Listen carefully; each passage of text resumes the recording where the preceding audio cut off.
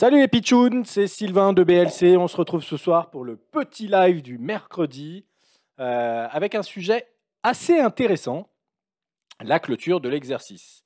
Comme vous le savez, c'est bientôt Noël, c'est bientôt le Nouvel An, c'est bientôt 2022. Et comme tout bon comptable que nous sommes, eh bien 2022, ça veut pour beaucoup d'entre nous dire l'ouverture d'un nouvel exercice, la génération des à nouveaux. On va également retrouver la clôture de l'exercice précédent, pourquoi pas l'archivage du premier exercice pour ceux qui sont sur Sedge. Voilà, on a beaucoup de choses comme ça qui vont être significatives, qui vont impacter notre quotidien de cette fin d'année 2021.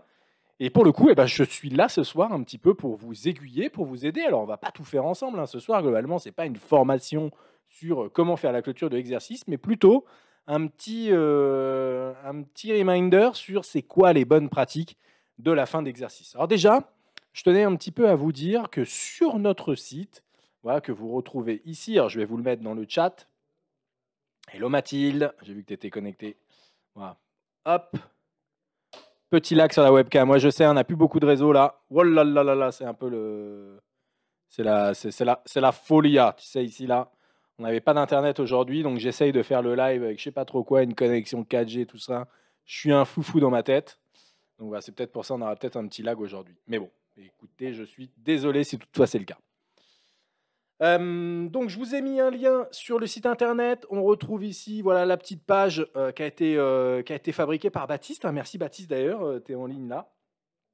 Donc cool.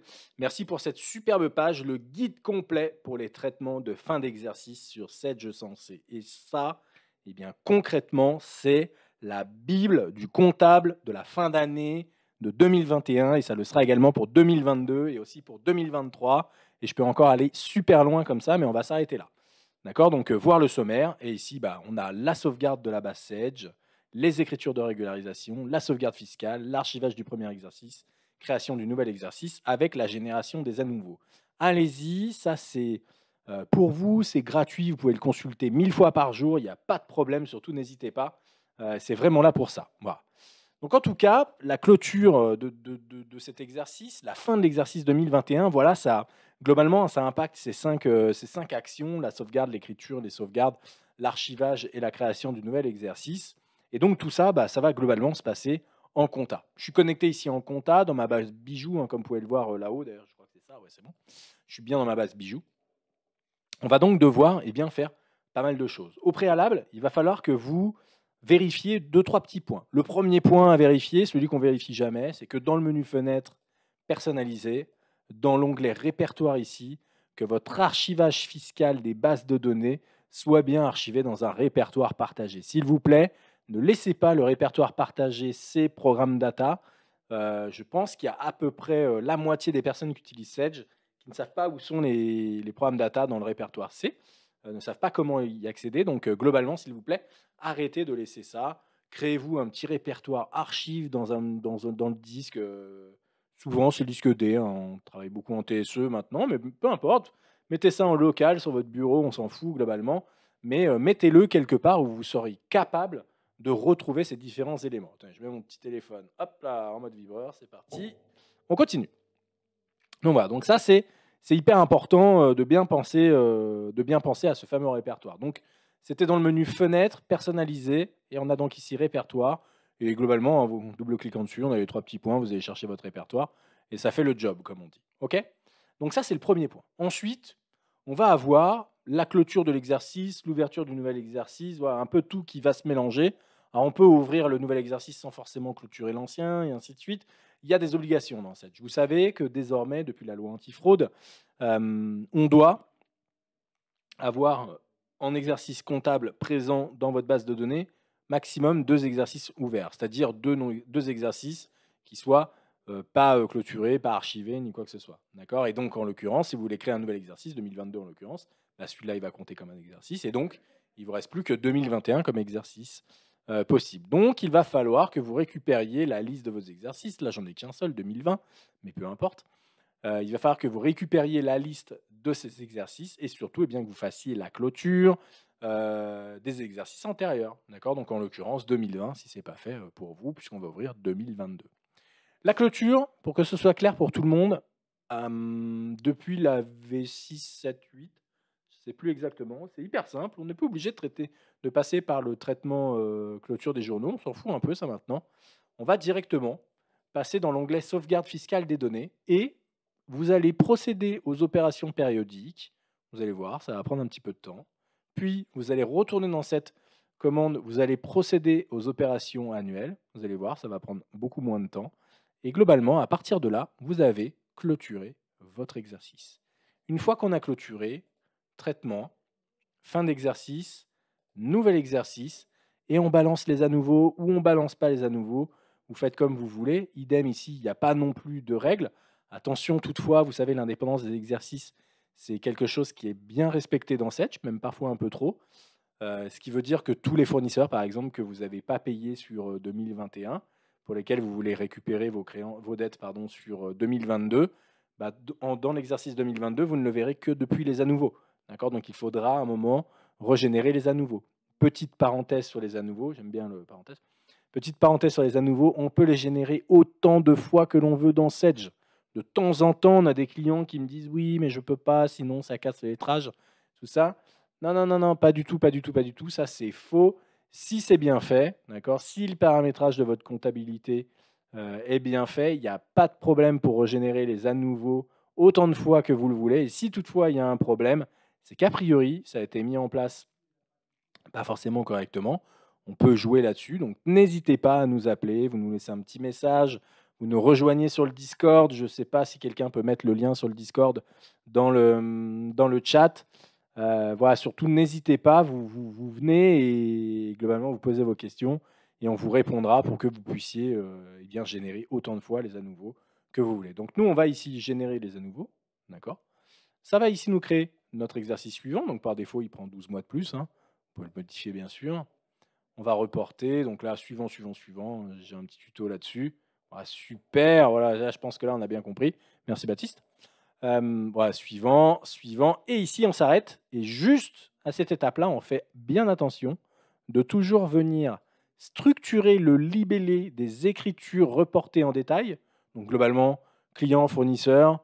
On va pouvoir retrouver aussi la TVA chez certains. Voilà, on va retrouver parfois des comptes comme ça un petit peu divers et variés.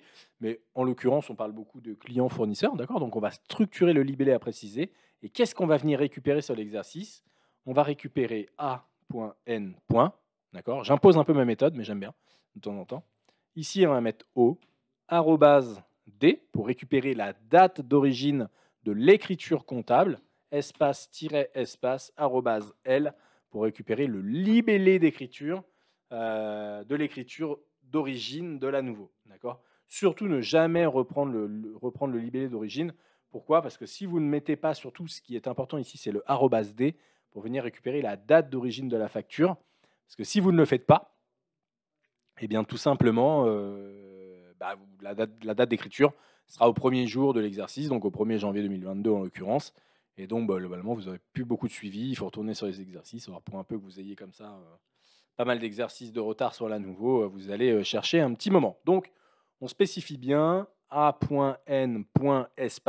o espace arrobase d espace tiret espace arrobase l, ce qui vous donnera à nouveau au par exemple 15 décembre 2021 et ensuite le libellé d'écriture, le live du mercredi du Perlipa.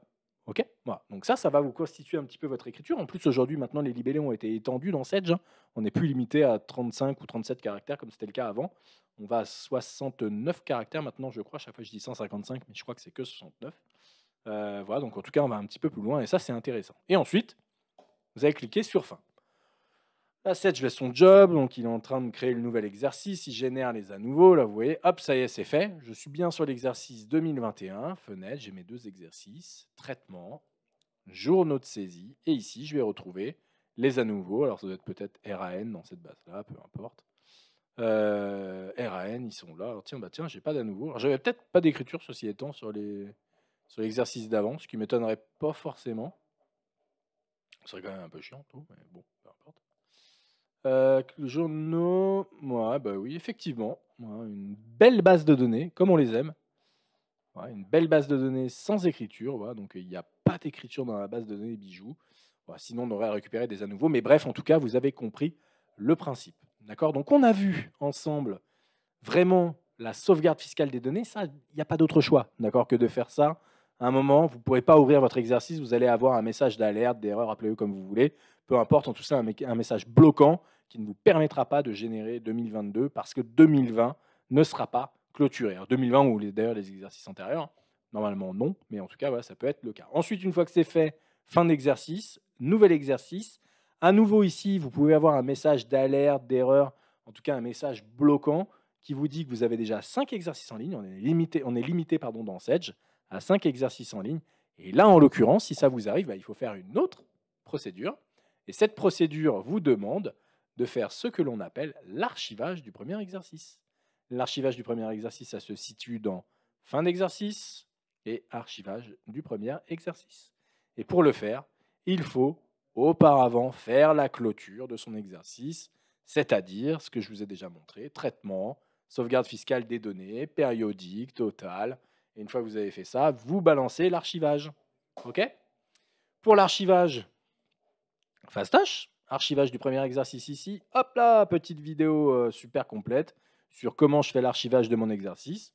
Bon, surtout, n'hésitez pas, hein, pareil, hein, vous pouvez y aller, vous pouvez consulter cette petite vidéo autant de fois que vous voulez. Et c'est gagné. Et une fois que vous avez fait tout ça, eh bien, on se retrouvera, je pense, dans les alentours du 15 janvier 2022 pour reparler de la clôture de 2022, de l'archivage de 2017 ou 18, ça doit faire 5 exercices avant, et de la clôture de l'exercice 2021. Voilà, j'espère que ça a été clair pour tout le monde. C'est un tout petit live ce soir. En ce moment, on parle beaucoup de la clôture d'exercices en comptabilité. C'est important parce que globalement, pensez-y, sinon vous allez être coincé assez rapidement, finalement.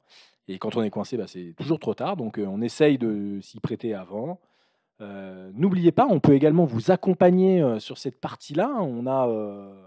On propose un tout petit forfait, hein, c'est tout petit forfait, tout petit, pour finalement faire tout ça à votre place, hein. Globalement, on a les commandes, on a les manettes, on a le volant et on va sous le capot et on fait un petit peu toutes ces fonctions-là à votre place. On est aussi conscient que ce n'est pas forcément votre métier, que ça ne vous intéresse pas non plus forcément et que globalement, nous, c'est le nôtre et qu'on sait, je crois, pas mal le faire. Donc on peut aussi le faire pour vous. Si toutefois vous êtes intéressé, eh bien, vous n'hésitez pas, vous laissez un petit message sur le site BLC, un petit message sur Discord, un petit message où vous voulez, vous appelez les équipes et on organise tout ça avant la fin d'année. Donc dépêchez-vous. On est le 15, c'est bientôt le 31 et donc il ne me reste plus qu'à vous souhaiter de très belles fêtes de fin d'année et on se retrouvera mercredi prochain quand même, j'allais dire l'année prochaine, mais non. Mercredi prochain pour de nouvelles aventures pour le live du mercredi. Lundi, soyez nombreux. Le live à 2 balles du Père Lipa consistera à vous expliquer en gestion commerciale comment on fait pour afficher le statut livrable des bons de commande en gestion commerciale. Voilà, et oui, une fois n'est pas coutume, je reparle à la GESCO la semaine prochaine. Vous allez voir, nouvelle fonctionnalité de la V8, assez intéressante pour le coup, même très très intéressante je trouve, qui va vous permettre de savoir comment tout ça fonctionne. Donc si vous voulez voir ça, c'est lundi. Si vous voulez voir le prochain live du mercredi, c'est mercredi. Et si toutefois vous voulez pas voir tout ça, mais que vous voulez nous parler, venez sur notre Discord. Je serai ravi de discuter avec vous quand vous voulez. Voilà. Écoutez, c'était Sylvain. J'étais hyper content d'être là ce soir avec vous. Tout petit live, hein, on est un petit peu entre deux feux. C'est la fin de l'année, c'est le feu chez BLC. Voilà, donc il ne me reste plus qu'à vous souhaiter une très bonne soirée, une très bonne fin de semaine. Je laisse Baptiste, je crois qu'il a un live jeudi ou vendredi sur quelques sujets. Vous retrouverez ça également sur le site dans la partie Learn ici et Live. Donc tout le planning des lives. Je vous dis à très vite. C'était Sylvain de BLC. Ciao, ciao, ciao.